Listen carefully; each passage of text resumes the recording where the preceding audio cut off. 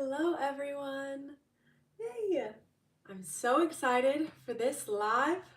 We've got Willow out and about, and today we're going to discuss surrendering to the law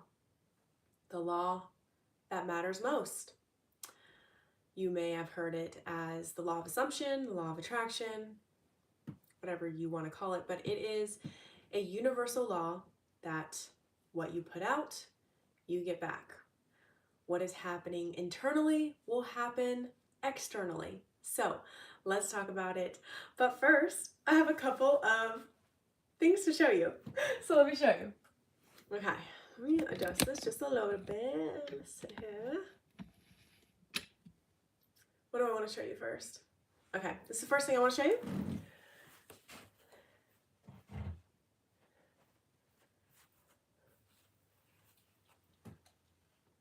I got us flowers. Oop, I don't want the water to spill. I got us flowers, yay! It's that time. It's that time my other flowers, they're gone, they're not with us. But isn't this so pretty? Yay. And then, that's not all, folks. Ready?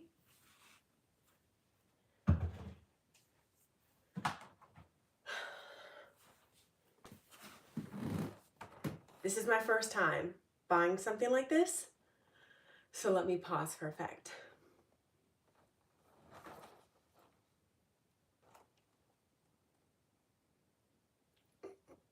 It's an advent calendar for Willow.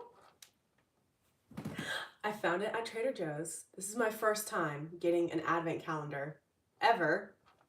I've never even gotten one for myself. Anyway, I am so excited to open this up. This is all not sponsored.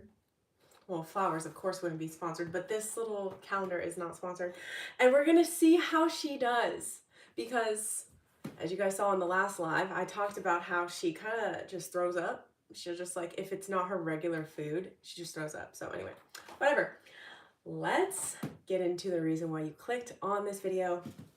We're going to talk about the law and how to surrender, because sometimes we can have this idea, right? When we become conscious, when we become in this state of knowing that we can deliberately create our own reality, then sometimes it feels exciting. It feels really exciting. It feels empowering. And then at the same time, it makes us kind of nitpick and kind of feel like we need to do more things in order to control and create our reality. So I wanted to read from The Power of Awareness. This is chapter 16. It's called Personal Impotence. This is probably one of my favorite chapters out of this book. It is very, very powerful. So I'm excited to share this with you guys. Okay, ready? Personal impotence. Self-surrender is essential, and by that is meant the confession of personal impotence. I can of mine own self do nothing. John 5:30. So, this is where he says what he needs to say. This is very important. Since creation is finished, it is impossible to force anything into being. The example of magnetism previously given is a good illustration. You cannot make magnetism. It can only be displayed. You cannot make the law of magnetism. If you want to build a magnet, you can do so only by conforming to the law of magnetism. In other words, you surrender yourself or yield to the law. In like manner, when you use the faculty of assumption, you are conforming to a law just as real as the law governing magnetism. You can neither create nor change the law of assumption. That sounds familiar, right? It is in this respect that you are impotent. You are impotent, meaning not potent, not powerful. Stick with me. You can only yield or conform, and since all of your experiences are the result of your assumptions, consciously or unconsciously, The value of consciously using the power of assumption. Heard that? Hello to everyone who's joining. Hopefully you guys heard that. I was just getting a call, so hold on a second. I'll read that last sentence and then I'll go into the next part.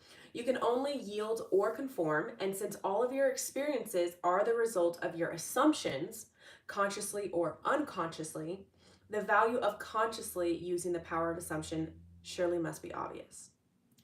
Willingly identify. Willingly identify yourself with that which you most desire, knowing that it will find expression through you. Yield to the feeling of the wish fulfilled and be consumed as its victim. Then rise as the prophet of the law of assumption. That is the full chapter. That's the full section excerpt. What I really like about this statement, this little sentence right here, willingly identify yourself with that which you most desire. This is a little bit nitpicky, but it makes all the difference, because when you identify with something, when you allow it to be true for you, that's when things conform and that's when things happen naturally.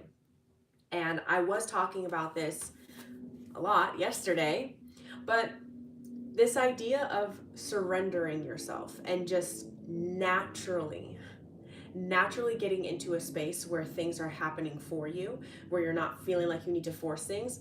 This is the best way to describe it. It is just so good. When we look at magnets don't need to do anything. Magnets are the magnets. Magnets stay in place. They are what they are, and then things come towards the magnet that are in the vibration, that are in the frequency of it. Okay, and magnets, since they attract, they also repel anything that is not supposed to attach to it. So if you think about yourself as a magnet and you say, okay, as a magnet, I'm going to attract and I'm going to focus on X, Y, and Z, that is all you'll get. Thus, the law of assumption is a very true law. It is a law that will never change. It can neither be created nor destroyed. And the good thing about this is that there are no exceptions. There is not one human, there is not one plant, there is not one object that is the exception to this assumption. And that's all I really have to say in this video. If you surrender to the law, then you will get what you want. And so maybe I'll go a little bit more in depth, because what does it look like to practically surrender? I've noticed in my experience that when I relax, be still, and know I am God, things come to me as a magnet. There is a very viral, it's on TikTok and it went viral, I'm not sure how long ago, but it's been very popular. And this statement is, I don't chase, I attract. What belongs to me will simply find me. Why is this such a popular phrase? It's because what belongs to me will simply find me. We're actually magnets, right? We're already as powerful as we can possibly be in this present moment. Anybody who doesn't feel that or doesn't believe that is just simply entertaining a different thought form. But even in the person believing in a different thought form, they are in their power validating that belief system. So when we take a step back and we say, okay, well, since I am the most powerful that I will ever be, since I am a master manifester, every single person is a master at this. They are doing it whether they are conscious of it or not conscious of it. Well, let's say you're like, how do I get there? How do I surrender? How do I yield to this law? It's not about doing more. It is about stepping back into the power. It's about not focusing on what you don't prefer. it really is as simple as that. I wish that there was like a different way to say this, but if you really take a look at the thoughts that you're thinking and you analyze them, just honestly take a look at the thoughts that are going on in your mind, and you see that there's a pattern to it, it will always, it will always measure up to your reality. There's no exception. Yeah, it's very interesting. Whenever I think about this, I'm like, oh, why is this happening in my reality? Or, oh, this is really good. I'm really excited that I attracted this. It's our focus. It is our tension.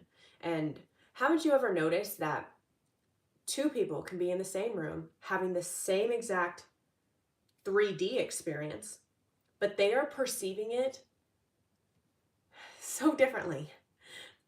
Two people in the same room listening to the same speaker at the front of the room in the same duration, got there at the same time, experiencing the same thing, but perceiving it completely different.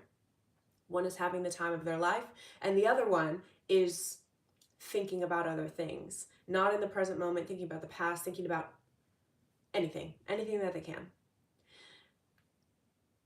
Your assumptions are so powerful. And if you want to get to a place where you're feeling like very good about this, right? Where you're feeling like, yes, I can actually surrender. I can actually, now that I know that what I want, the way to get to what I want is to relax.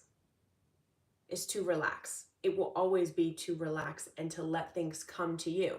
Because you have to ask yourself,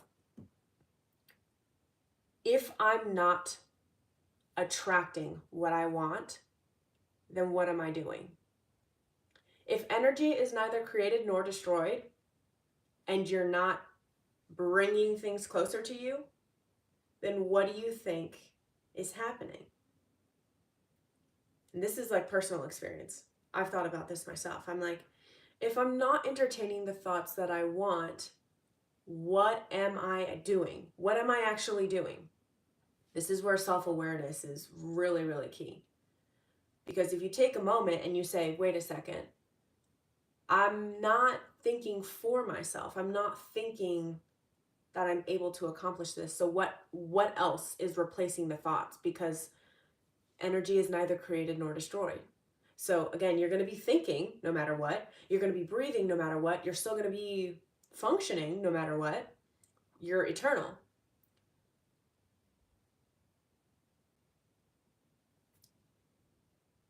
Just feel like that awareness will help anybody who's watching this to actually step back and be like, oh, in order to get to that thing that I want, it's not to feel more anxiety or feel